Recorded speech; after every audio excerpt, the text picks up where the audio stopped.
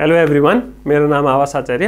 हामी model split मोडलको कुरा गर्दैछौँ। यो चाहिँ क्लासिकल 4 स्टेज ट्रान्सपोर्ट मोडलको कुरा गर्दाखेरि चाहिँ तेस्रो स्टेजमा पर्छ। हामीले योभन्दा अगाडिको भिडियोहरुमा ट्रिप जेनेरेसन मोडलको कुरा गरेको छौँ, ट्रिप डिस्ट्रिब्युसन मोडलको कुरा गरेको छौँ र अहिले हामी मोडल स्प्लिट मोडलको कुरा गर्दैछौँ।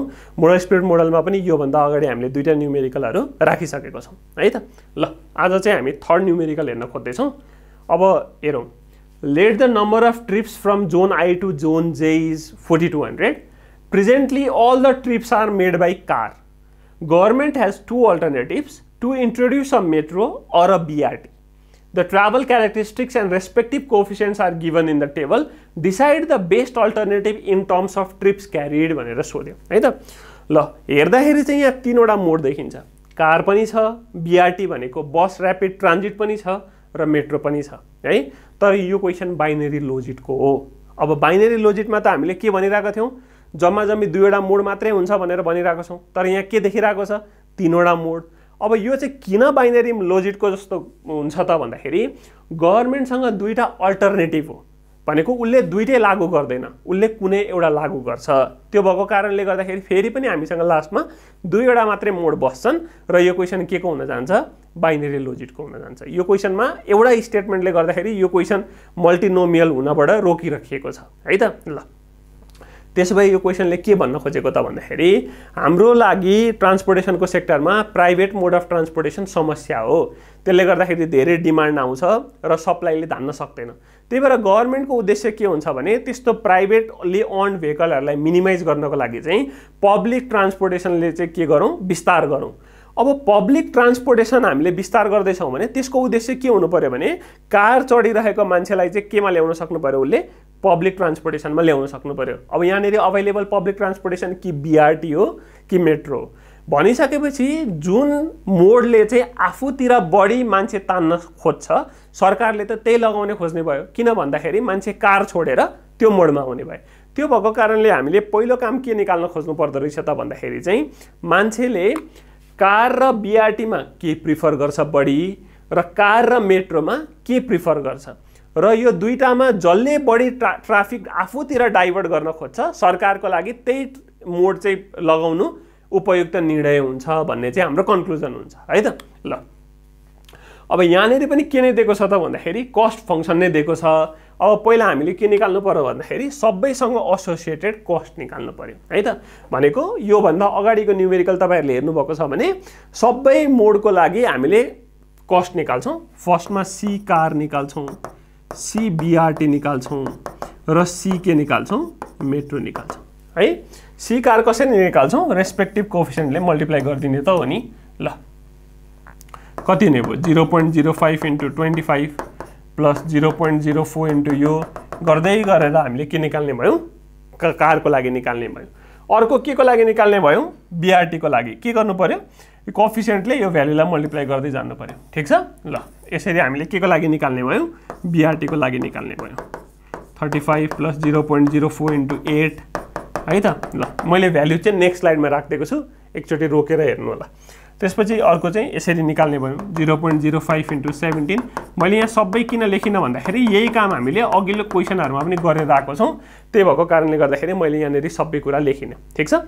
यसरी मैले पहिला के निकाल्छु, कस्टको भ्यालु निकाल्छु। कुन मोडको लागि, सबै मोडको लागि है त। ल त्यसपछि कस्तो आउँछ त भन्दाखेरि ल हेर्ने हो भने कारको लागि पनि आयो, BRT को लागि पनि आयो, त्यसपछि अर्को के को लागि पनि आयो, मेट्रोको लागि पनि आयो। ठीक छ। कस्टको भ्यालु आयो। तर कस्टको भ्यालुले हामीलाई प्रोबेबिलिटी दिदैन। हामीलाई प्रोबेबिलिटी निकाल्न युटिलिटी चाहिन्छ जुन भनेको कस्टको के हो, नेगेटिभ हो। त्यही कुरालाई मैले यहाँनिर यदि लेख्ने भयो भने utility of car equals to negative of cost of car minus 6.85, utility of BRT equals to minus cost of BRT equals to minus 4.09 र utility of metro equals to negative of cost of metro equals to minus 2.96। ठीक छ। यसरी utility आउँछ। अब के गर्नु पर्यो त भन्दाखेरि प्रोबेबिलिटीको भ्यालु निकाल्न चाहिँ यो युटिलिटीहरु हामीले युज गर्न सक्छौं है त। अथवा कस्तो थियो त भन्दाखेरि अब हेर्नु पर्यो है त। अब एकैचोटी यो तीनवटै मोड लगाएर प्रोबेबिलिटी निकाल्ने होइन, गभर्नमेन्टसँग त अप्सन छ कि उसले बीआरटी लगाउँछ कि मेट्रो लगाउँछ, दुईटै एकैचोटि लगाउँदैन। त्यही भएर पहिलोचोटि के हेर्नु पर्यो भने कार र बीआरटी हेर्नु पर्यो एकचोटि, अर्कोचोटि के हेर्नु पर्यो कार र मेट्रो हेर्नु पर्यो अर्कोचोटि, है त।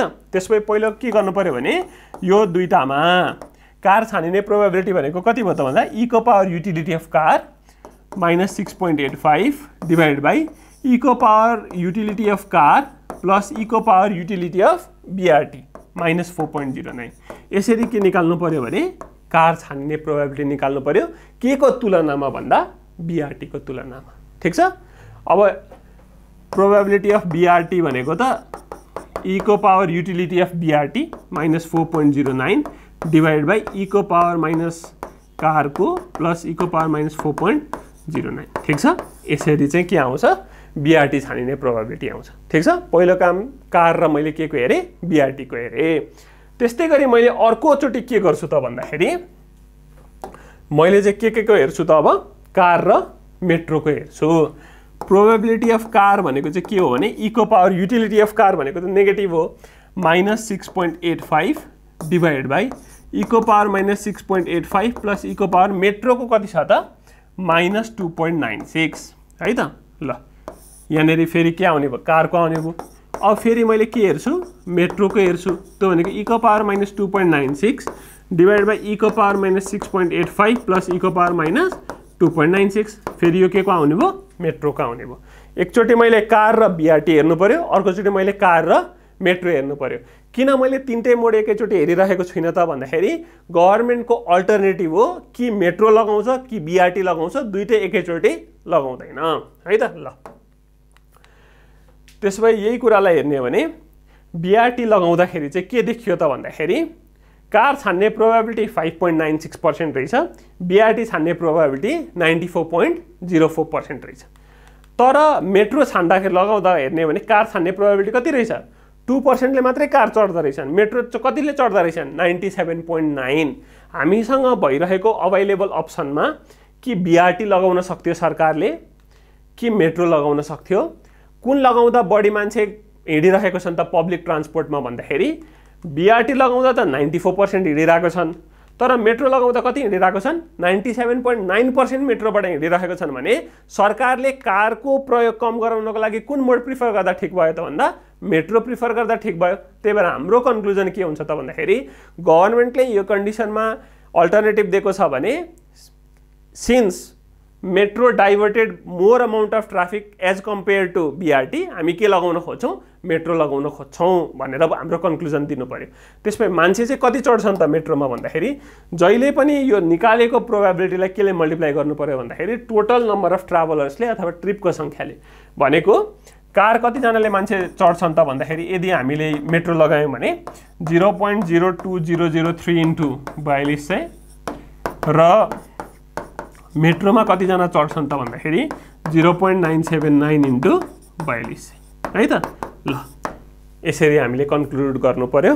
जसले बढी पर्सेन्टेज अफ ट्राभलर आफूतिर तान्न खोज्छ पब्लिक ट्रान्सपोर्टेसनको केसमा हामी त्यही मोड प्रिफर गर्छौँ भनेर हामीले कन्क्लुड गरिदिनु पर्ने हुन्छ, होइन।